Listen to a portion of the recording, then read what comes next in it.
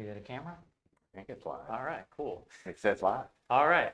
Well, thank you everyone for coming. This is our Friday product live session where we talk about tools, tips, and tricks with all of the, my glasses are fogging up. Tools, tips, and tricks about the tools and supplies that we make here at MusicMedic. Today we're going to be going over some tools to fit pivoted keys on saxophone, and this is going to apply to flute, clarinet as well. So today we'll be going over our post counterbore set. We're also going to be just talking briefly about specialty reamers that we're working on, and we're going to give you a bonus tip on how to fit or replace a Conn set screw. So first up, we're going to talk about the post counterbore set from MusicMedic, and Ryan's going to take you through some of the details on that. Yes, here we are. This is the ultimate post counterbore set here from MusicMedic. This is used to actually countersink pivot screws into post heads. As we can see, we have all of our different sized cutters. From 0.085 to all the way up to 0.168. We have a variety of different drivers. We have obviously the straight shaft. It's a titanium shaft with a swivel head. We have a couple different of these acorn drivers, which I'm going to show you here on an example of doing some counterboring on a Mark VI. So let's show them here how we use our post counterbore set. So this key right here, this is the G key on a Selmer Mark VI tenor, and if I grab it and I wiggle it back and forth, I can feel it move. I can hear it. I can hear it. There's a little bit of a clicking sound going on. So what that means is this key is assuming the posts are aligned properly. Okay, assuming that that's going on, that's okay. What's happening is it's loose here, where that pivot screw doesn't exactly go far enough into the end of the hinge tube. Okay, if it sticks out too much, a lot of times you get some wiggle. Okay, on the other hand, if it goes in too far, you don't get that free, nice, frictionless rotation that we're looking for.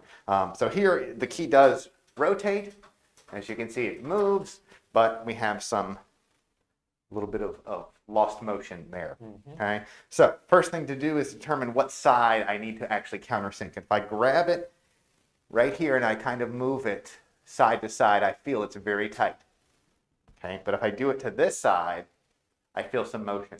Okay, so it's essentially the hinge tube is kind of wiggling. Here on this side, going this way, it's nice and tight. On this side over here, it's loose. So I'm going to take out my pivot screw.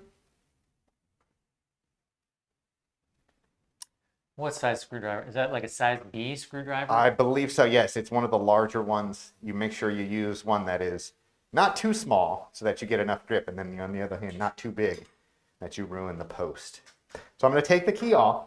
Okay, I'm going to select a cutter that has the same diameter as the pivot screw head.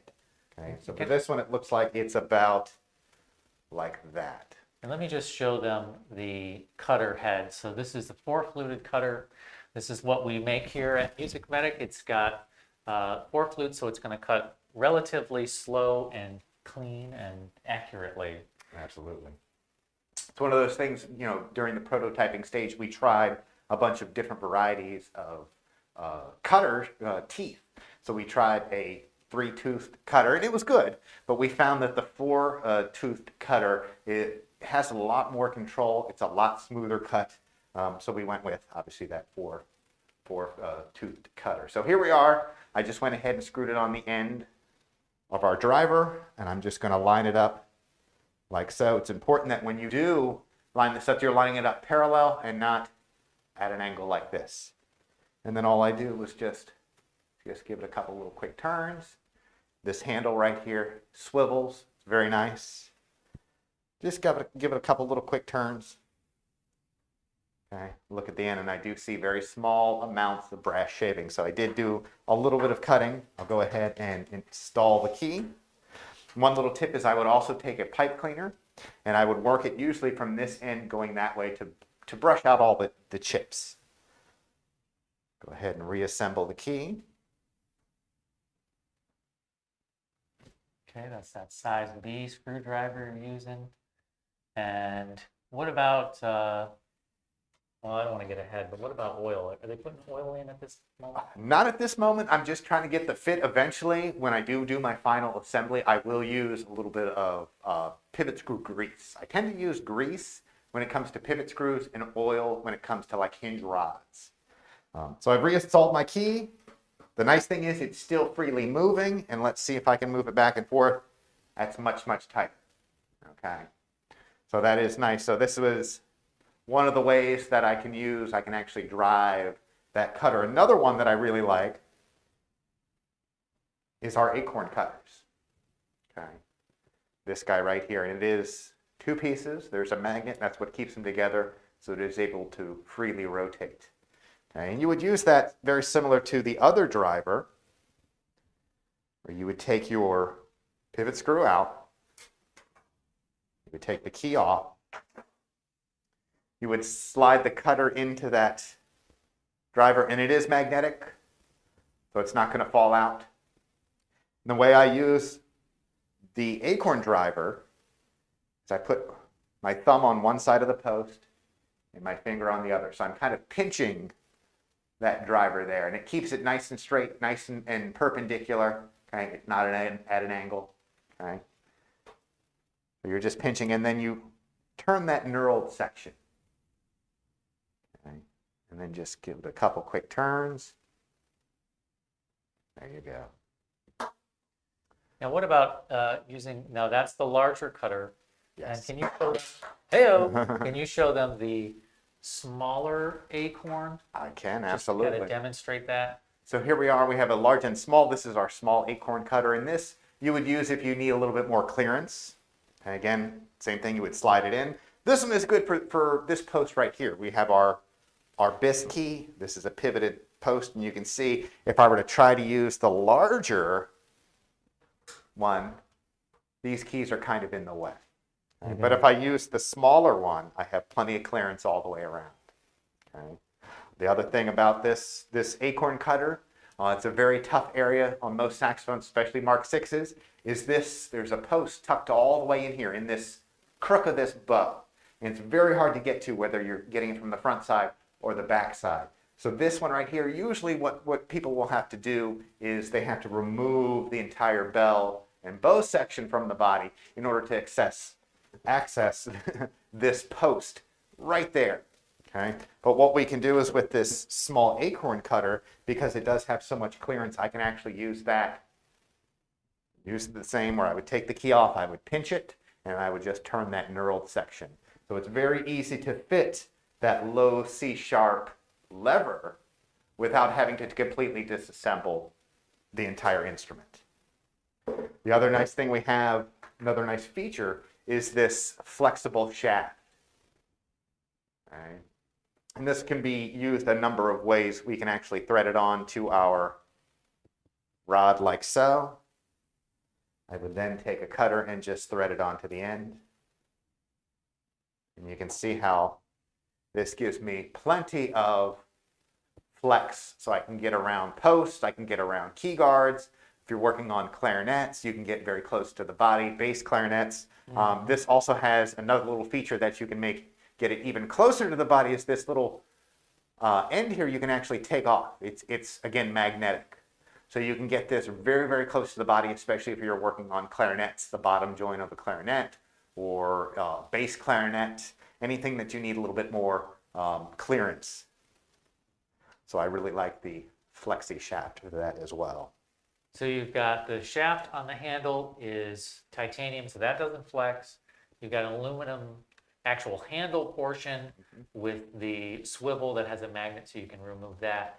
The flexible shaft, that will go up to 45 degrees. It will also fit into your acorn drivers. Okay. So you can see, you can get all kinds of access. So there's pretty much no area on the saxophone or the clarinet or flute that you can't get with this ultimate post counterbore set. Cool. Well, Ryan, thank you for showing us that. And if you guys have any questions or comments about that, feel free to let us know. And let's move on to the next part. So they're going to counterbore the post. Can we talk a little bit about reamers? This is something that we're working on right now, trying to develop some tooling to ream out the keys themselves. Can you just talk a little bit about that, and then we'll move on to our bonus tip? Absolutely. Traditionally, reamers, a lot of times are handmade. So what happens is, by counterboring the post, okay, you're actually causing that pivot screw to stick out further. So if it's loose, you'd make it stick out further until it fits just right. Well, maybe you might accidentally go a little too far. And now what happens is the key binds. So what you have to do is the end of this hinge tube, you have to take a specialty shaped reamer that has the same profile as your pivot screw, and you actually get in there and ream it out or countersink it. That way when the pivot screw is bottomed out, it doesn't bind.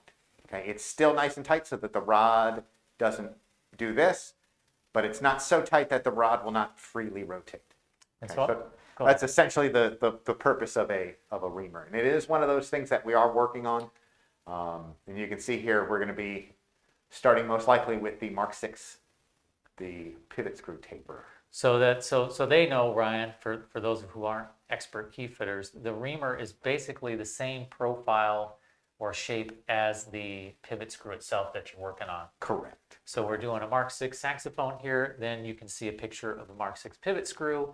And can we show them basically what our reamer would look like? Yes, absolutely. So here we are. This is one that I've actually made, and I'll see how close I can get to the camera so you guys can see that.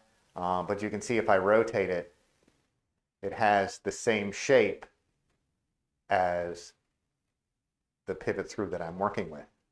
Okay, and it does have a flat side, and that is the cutting side. Again, when we design ours, it most likely will have, multiple cutting facets so that it cuts nice, smoothly, and evenly.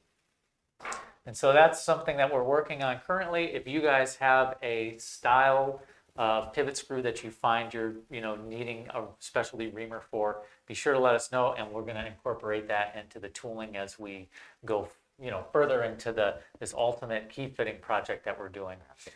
The next thing we're going to talk about is our bonus tip, which is how to replace a Conn set screw. And I know Ryan has a couple of different techniques that you want to show them, or you want to explain basically how the Conn set screw works? Yeah, let's explain real quick. And I do believe we have a visual of a Conn set screw, a Conn pivot screw.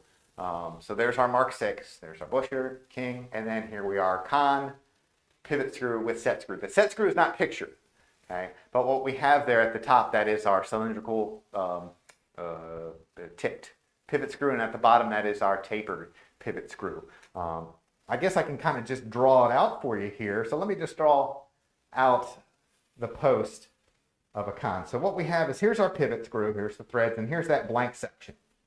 And the threads again, threads, blank section, more threads. And this is our tapered tip right here, okay? Well, what makes this special about the Conn set screw is right in here, and you have to look on Conn. Sometimes they're very at the top, sometimes they're at the side, but what they have is a very small drilled and tapped hole, and in here is a very, very small set screw right here. And what that does is that when you install this pivot screw, that is actually how you do your key fitting. Let's say it's like this, I need to put it in a little bit further, I'll screw it in. What I do then is I'll lock this down, and that prevents that pivot screw from loosening up or tightening up, okay? The problem with this set screw is that, number one, a lot of beginning repair technicians or even people that are working on their own Conns don't realize that this is in here. What they end up doing is they'll try to back this pivot screw out with this engaged, and what it does is it just knocks those threads completely off, so it ruins your pivot screws. The other thing that tends to happen is this is a very, very, very tiny screw. So you have to use a very, very small tipped screwdriver. A lot of guys do not have that. They'll use a larger one, and what ends up happening is they'll end up wallowing out this hole, which causes this set screw to become loose. Maybe it falls out, maybe it gets lost, maybe it's frozen in there, gets stuck in there, guys have to drill it out. So a number of things happen with this. But what we are using now here in the Sax Pro Shop is a slightly different style of set screw. And if you look at the top of this set screw, it's like a regular pivot screw where it just has a slot. Okay? The ones we use are actually hex. So we use an Allen key, a very small Allen key, to actually tighten and loosen those up. Okay? What this does is it prevents our screwdriver blade from coming out too far past the actual screw, wallowing this hole out. It is also much, much stronger. So let me show you what we use now as a Conn set screw. Let's see, they're in here in a bag, and they're very, very tiny, as you can see. Let me just keep bringing this closer and closer so you see. These are very, very, very tiny set screws. And they do use a very tiny Allen key or hex key. It's so tiny, it's tough for me to grab it. So here you are. There's the Allen key that fits into that socket of that head. And this is what we use nowadays for replacing the set screws on Conns. And so Ryan, what is the thread pitch? What's the original thread pitch of a Conn typically? And then is this something that they're going to be able to duplicate or use the same one? Or are they going to have to drill it and tap it for a different size? They should be able to use the same one. Traditionally, the size of the threads on a Conn set screw is 1-64, 164. I've also, depending on, how it's been worked on, maybe, it gets walled out and another tech comes in and taps it a little bit larger. I've seen them anywhere from, 080, 172, 164, and if you get even bigger, to 256. And there's a couple varieties of that.